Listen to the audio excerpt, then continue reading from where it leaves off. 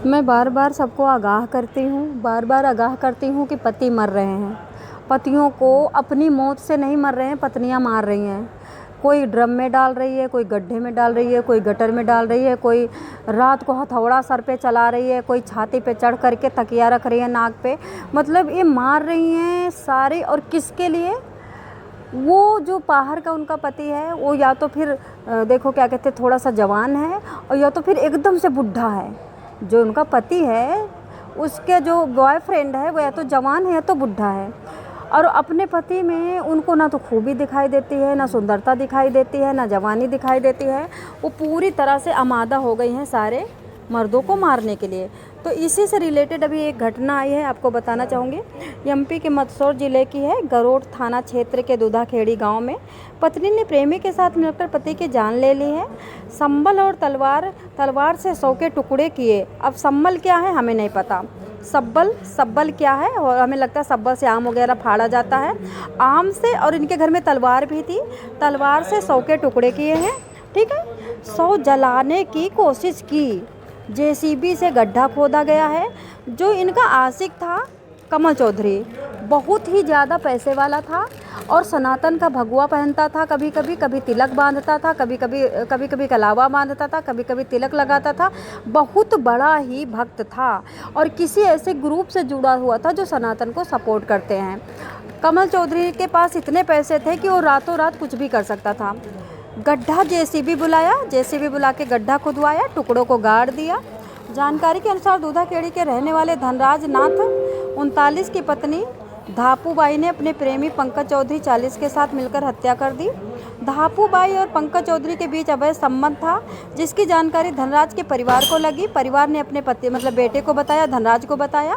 धनराज ने इसी बात को लेकर झगड़ा हुआ। डेली लड़ाई, कुट कलह कलेश। वही तू हरामी है, वो उसको गाली देता, तू रंडी है, यही डेली होता। पड़ोसियों ने कहा कि इनके घर में कभी मैंने नहीं देखा कि प्रेम से ये लोग खाना खाते हों, बस कलह कलेश होता था। जेसीबी से गड़वा करके बताते हैं कि 39 की पत्नी धापूबाई ने अपनी प्रेमी पंकज चौधरी को 40 के साथ मिलकर हत्या कर दी। धापूबाई पंकज चौधरी के बीच अवैध संबंध था, जिसकी जानकारी धनराज को मिल गई थी। इसके लिए घर में कलह कलेश शुरू हो गया था। पुलिस थाना भी हुआ था, मारपीट भी हुई थी। 10 अप्रैल की रात को वारदात को अंजाम दिया गया है। साजिश रची गई है। अगले दिन बेटी दिलकश और बेटी नीतीश ने पिता की गुमशुदगी की रिपोर्ट दर्ज कराई थी। वही मां धापूबाई और आरोपी पंकज पर की औरतें एकदम उधा गई हैं। पहले मर्द उधाया करते थे।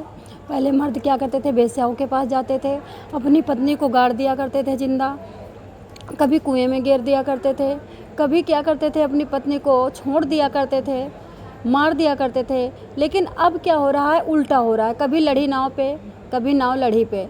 अभी सारी पत्नियां उधा गई हैं। ज़्यादातर बिहार में चलन स्टार्ट हुआ था, अभी बिहार से पूरी दुनिया में फैल चुका है। पत्नियां धाएं मार रही हैं। अब पतियों को बचना है, कैसे बचोगे अब आप लोगों के ऊपर है, बताना हमारा फ़र्ज़ है।